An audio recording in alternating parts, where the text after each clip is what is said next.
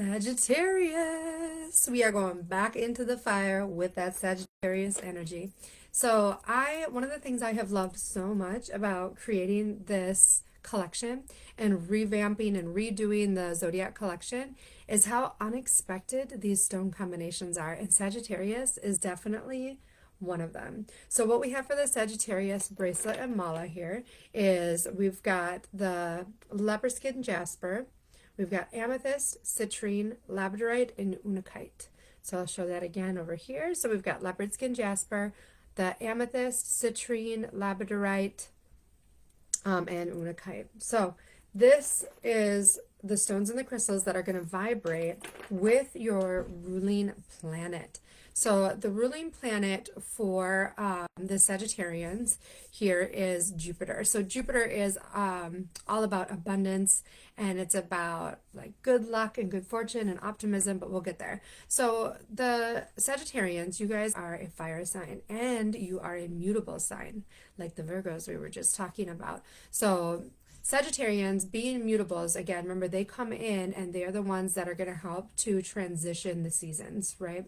And the Sagittarians are the ones that are going to have flexibility, adaptability, that transition, refinement, and change. So they're all about change and adaptation.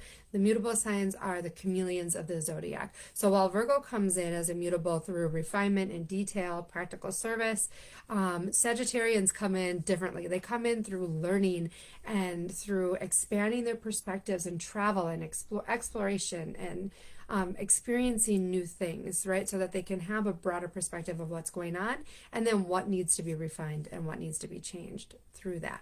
So they are that fire sign, so they are very adventurous and very optimistic, and that comes from that Jupiter influence.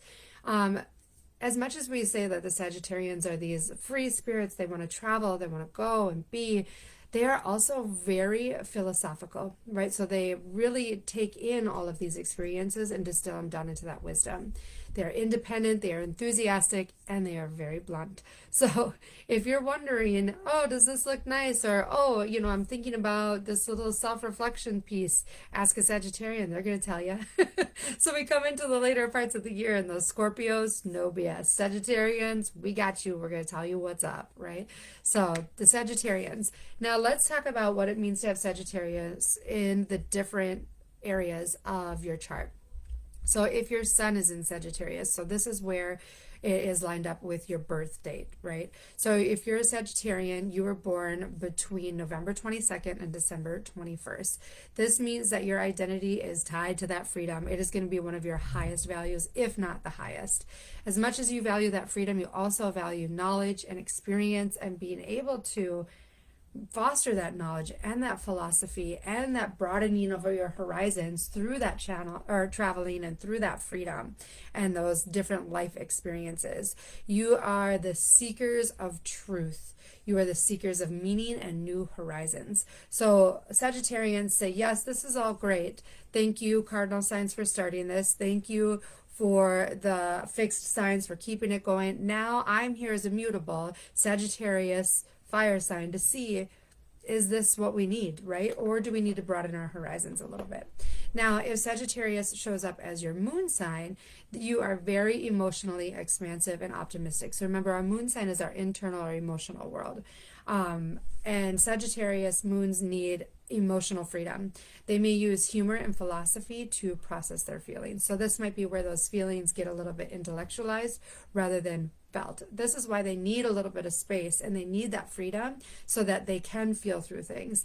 And also Sagittarius moons are going to be the ones like, I see all of this is happening and what can we do about it? What's the next best step? That's that optimism and that expansiveness. We need to look beyond this exact moment. So that's if that Sagittarius shows up as your moon sign. Now, if Sagittarius shows up as your rising sign, again, this is considered the seat of your soul, the essence of who you are. If Sagittarius is your rising sign or your ascendant, it's also called, you may come across as bold and adventurous, open-minded, but again, this is that value of freedom and that value of expansiveness and learning and gathering of knowledge.